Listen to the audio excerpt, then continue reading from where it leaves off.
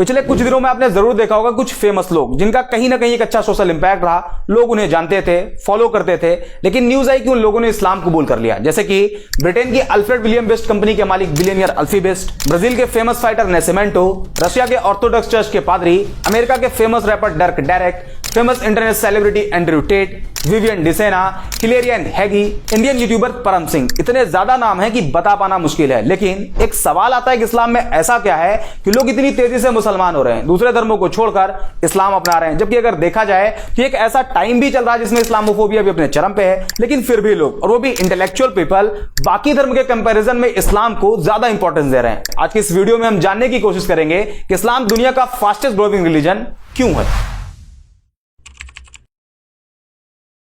इस वक्त पूरी दुनिया की पॉपुलेशन 8 बिलियन मार्क को क्रॉस कर गई, जिसमें Christian 31.11%, Muslim 24.9%, secular, non religious, agnostic, atheist, इन सब की पॉपुलेशन 15.58%, हिंदू 15.16% और बाकी बचे 13.25% में सभी रिलीजन आते हैं। दुनिया में पहली सबसे बड़ी मुस्लिम पॉपुलेशन इंडोनेशिया में रहती है, दूसरी पाकिस्तान में और तीसरी इंडिया में। तो स्टडी के मुताबिक 2050 तक इंडिया दुनिया का सबसे बड़ा मुस्लिम पॉपुलेशन वाला देश होगा। लेकिन अगर आप वर्ल्ड वाइड देखते हैं तो इस्लाम का ग्राफ लगातार तेजी से आगे बढ़ रहा और साल 2060 तक इस्लाम दुनिया का सबसे बड़ा रिलीजन बन जाएगा। Japan, Europe, France, America, India जैसे कई देशों में इस्लाम सबसे तेजी से आगे बढ़ने वाला धर्म बन गया है। तो अब सवाल आता है कि आखिर इस्लाम इतनी तेजी से क्यों आगे बढ़ रहा है। तो इसका पहला रीजन जो हमेशा से बताया गया कि मुसलमानों में फर्टिलिटी रेट बहुत ज्यादा है, बाकी रिलीजन के कंपैरिजन में मुसलमान ज्यादा बच्चे पैदा करते हैं। यही वजह है कि मुसलमान तेजी से आगे बढ़ रहे हैं। जबकि सेंट्रल हेल्थ मिनिस्ट्री के सर्वे के मुताबिक मुसलमानों के बीच फर्टिलिटी रेट भी कम हुआ है। दूसरा रीजन, दूसरे धर्म के लोग तेजी से इस्लाम की तरफ अट्रैक्ट हो रहे हैं। पर डे कहीं ना कहीं से न्यूज आती है किसी फेमस इंडिविजुअल ने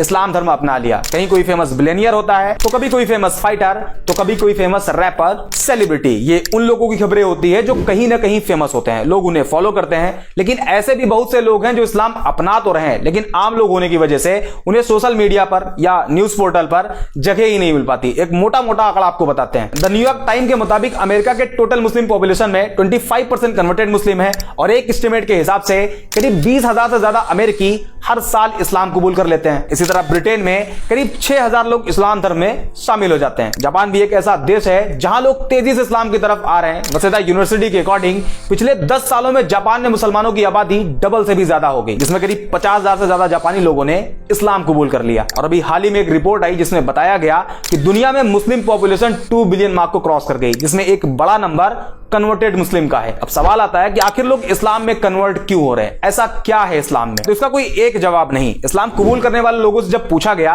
कि आपने इस्लाम क्यों कबूल किया, तो ज्यादातर लोगों ने अलग अलग रीजन बताया। लेकिन एक जो कॉमन रीजन देखा गया वो था कि जब कोई नॉन मुस्लिम किसी ऐसे मुस्लिम के कांटेक्ट में आया जो एक्चुअल मुस्लिम था, इस्लाम के बेसिक्स को फॉलो करता था, तो उसे देख के वो उसकी तरफ अट्रैक्ट होते और इस्लाम के बारे में जानने की कोशिश करते, जिसमें कुछ ऐसी चीजें उन्हें मालूम चलती जो एक नॉन मुस्लिम के लिए बड़ी सरप्राइज होती। For example social equality. बाकी धर्मों में देखा जाता है कि एक इंसान को दूसरे इंसान के आगे काफी नीचा दिखाया गया। जैसे इंडिया में जातियों में बांट दिया गया, उसमें भी कैटेगरी बना दी गई और सबसे कमजोर कास्ट कैटेगरी को शूद्र बताया गया। ऊंची कास्ट के लोग उन्हें अछूत मानते, उनके हाथ का पानी तक नहीं पीते। इसी तरह दूसरे धर्मों में काले गोरे इंसान को लेकर डिस्क्रिमिनेट किया गया, काले लोगों को गुलाम बना लिया जाता, उनकी पिटाई भी होती और उनसे जानवरों की तरह काम भी लिया जाता। ऐसे में जब कोई नॉन मुस्लिम जिसे सोशल जस्टिस नहीं दिया गया था, उसने इस्लाम को पढ़ा और पाया कि प्रॉफिट ऑफ इस्लाम ने किसी बिलाल नाम के काले गुलाम को न सिर्फ आजादी दिलाई, बल्कि आजादी के साथ साथ बाकी मुसलमानों के आगे बिलाल को काबे की छत पर अजान कहने के लिए खड़ा कर दिया। इसके अलावा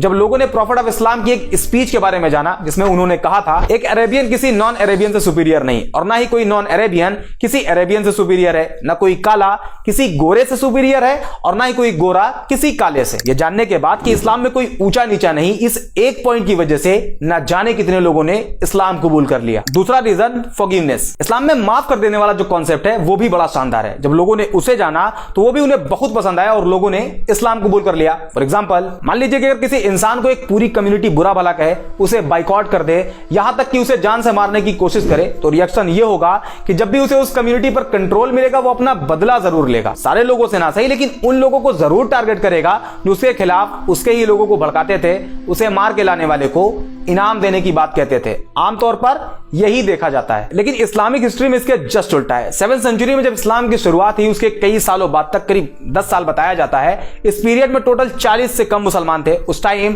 अरब के जो पावरफुल लोग थे वो मुसलमानों को परेशान करते, प्रॉफिट ऑफ इस्लाम को जान से मारने की प्लानिंग करते, उन्हें जान से मार देने वाले को इनाम देने का वादा करते। यहां तक कि उस टाइम जितने मुसलमान थे उन सभी का सोशल बाइकआउट कर दिया गया और 3 साल तक अबी तालिब नाम की एक पहाड़ी पर कैद कर दिया गया। और मक्का के सरदारों ने यह अनाउंस कर दिया कि कोई भी मुसलमानों को कोई सामान न बेचे और अगर कोई ऐसा करता है तो उसे भी नहीं छोड़ा जाएगा। 3 साल बाद बाइकआउट पीरियड खत्म हुआ, लेकिन मक्का के लोग मुसलमानों को अभी भी टारगेट करते। सिचुएशन को देखते हुए 622 ईडी में मुसलमानों को मक्का से मदीना की तरफ जाने के लिए कहा गया, जिसे इस्लामिक हिस्ट्री में हिजरत कहा जाता है। हिजरत मींस माइग्रेशन। मुसलमान मक्का छोड़कर मदीना चले गए। उस टाइम मदीना को यसरब कहा जाता था, लेकिन मक्का के सरदारों का मानना था कि इस्लाम को पूरी तरह से अगर खत्म करना है तो उसके लिए सारे मुसलमानों को कत्ल कर दिया जाए। इसी इंटेंशन के साथ मुसलमान और मक्का के सरदारों की फौज के बीच पहली जंग लड़ी गई, जिसे जंगे बद्र कहा जाता है। इस जंग में मुसलमानों की जीत हुई और इसी हार का बदला लेने के लिए एक बार फिर मक्का के सरदारों की फौज निकली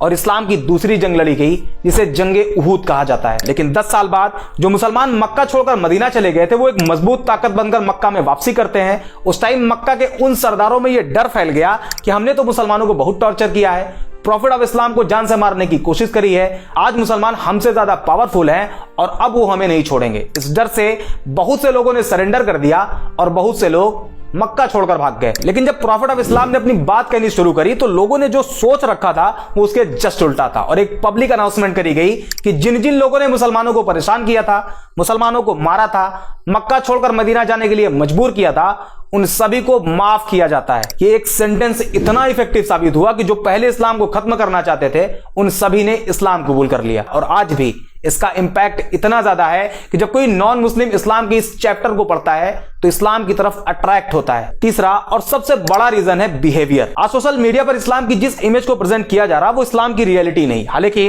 मैं ये भी क्लेम नहीं कर रहा कि इस्लामिक बेसिक्स के अकॉर्डिंग सारे मुसलमानों का बिहेव अच्छा है। इस्लाम तो कहता है कि शराब पीना हराम है और शराब सभी बुराइयों की मां है, लेकिन फिर भी आज का मुसलमान शराब के ठेकों की लाइन में आपको लगा हुआ दिखाई देगा। बट अनदर हैंड कुछ मुस्लिम्स ऐसे भी हैं जिनका behave as it is Islamic basics के हिसाब से आज भी है। फॉर एग्जांपल, इस्लाम अपने मानने वालों को कहता है कि अगर तुम्हारे घर में एक रोटी हो और तुम्हारा पड़ोसी भूखा हो तो तुम्हारे लिए जरूरी है कि उसमें से आधी रोटी अपने पड़ोसी को दो।